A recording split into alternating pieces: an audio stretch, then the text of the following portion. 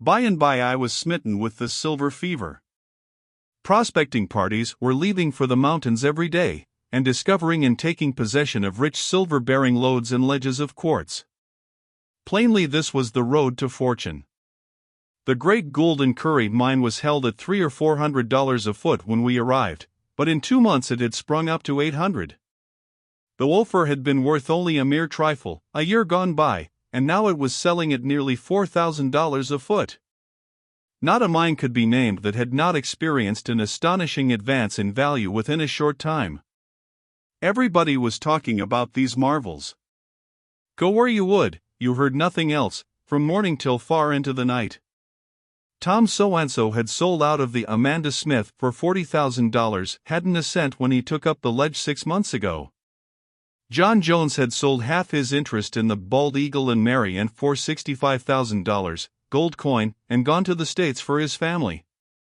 The widow Brewster had struck it rich in the Golden Fleece and sold 10 feet for $18,000, hadn't money enough to buy a crepe bonnet when Sing Sing Tommy killed her husband at Baldy Johnson's wake last spring.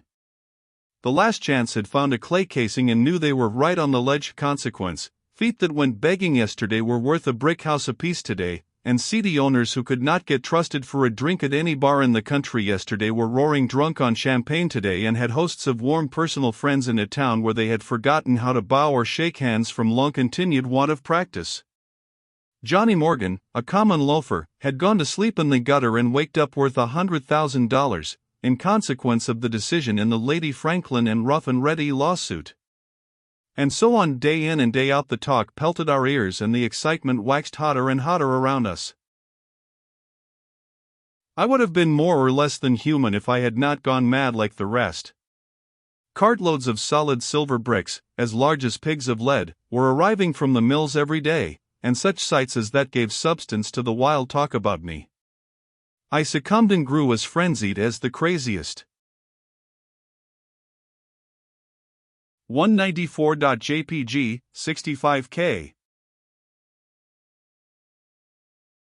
Every few days news would come of the discovery of a brand new mining region. Immediately the papers would teem with accounts of its richness, and away the surplus population would scamper to take possession.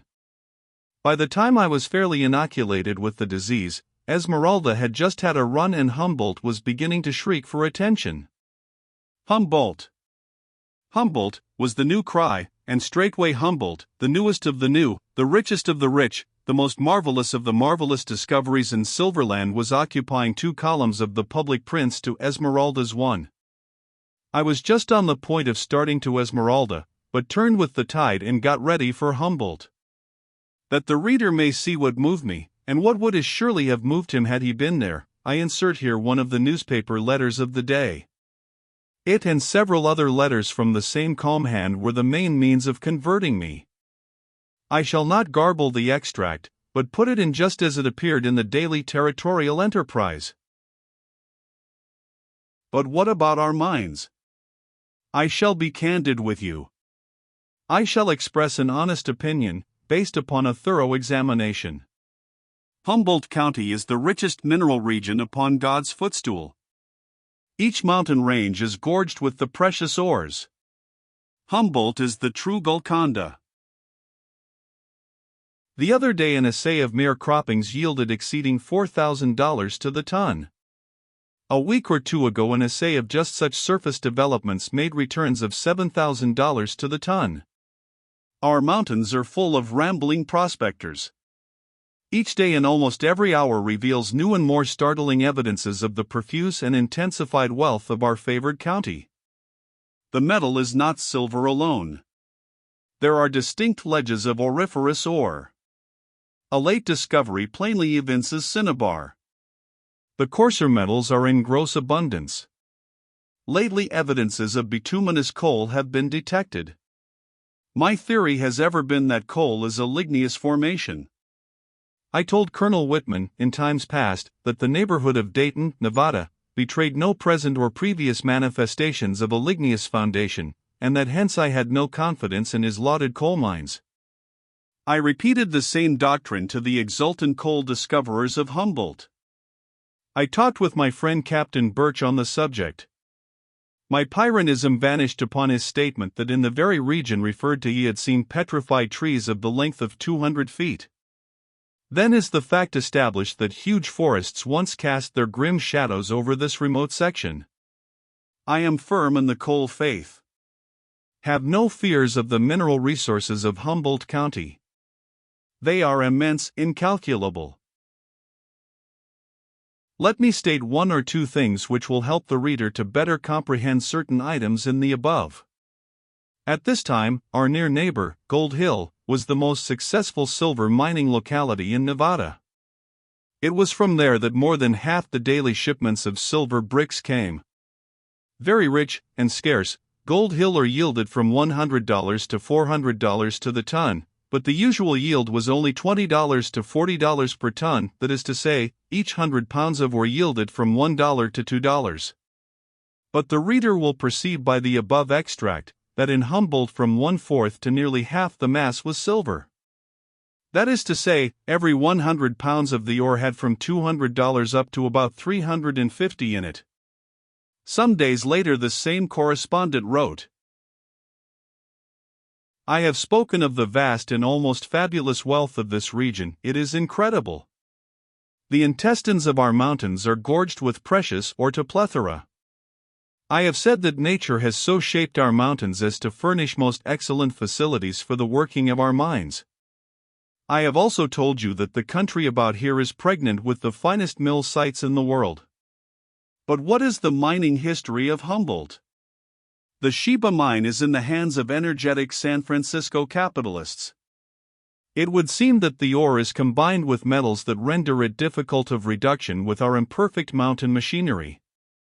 The proprietors have combined the capital and labor hinted at in my exordium. They are toiling and probing. Their tunnel has reached the length of 100 feet. From primal assays alone, coupled with the development of the mine and public confidence and the continuance of effort, the stock had reared itself to $800 market value. I do not know that 1 ton of the ore has been converted into current metal. I do know that there are many lodes in this section that surpass the Sheba in primal assay value. Listen a moment to the calculations of the Sheba operators. They purpose transporting the ore concentrated to Europe. The conveyance from Star City, its locality, to Virginia City will cost $70 per ton, from Virginia to San Francisco, $40 per ton, from thence to Liverpool, its destination, $10 per ton.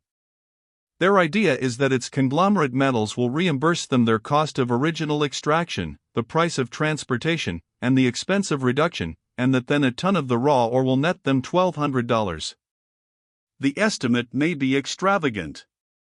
Cut it in twain, and the product is enormous, far transcending any previous developments of our racy territory. A very common calculation is that many of our mines will yield $500 to the ton. Such fecundity throws the Gould and Curry, the Ophir and the Mexican of your neighborhood in the darkest shadow. I have given you the estimate of the value of a single developed mine. Its richness is indexed by its market valuation. The people of Humboldt County are feet crazy. As I write, our towns are near deserted. They look as languid as a consumptive girl. What has become of our sinewy and athletic fellow citizens? They are coursing through ravines and over mountain tops. Their tracks are visible in every direction. Occasionally a horseman will dash among us. His steed betrays hard usage. He alights before his adobe dwelling, hastily exchanges courtesies with his townsmen, hurries to an assay office and from thence to the district recorder's. In the morning, having renewed his provisional supplies, he is off again on his wild and unbeaten route.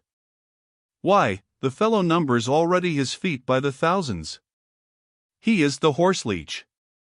He has the craving stomach of the shark or anaconda. He would conquer metallic worlds. 196.jpg, 187K. This was enough. The instant we had finished reading the above article, 4 of us decided to go to Humboldt. We commenced getting ready at once. And we also commenced upbraiding ourselves for not deciding sooner, for we were in terror lest all the rich mines would be found and secured before we got there, and we might have to put up with ledges that would not yield more than $200 or $300 a ton, maybe.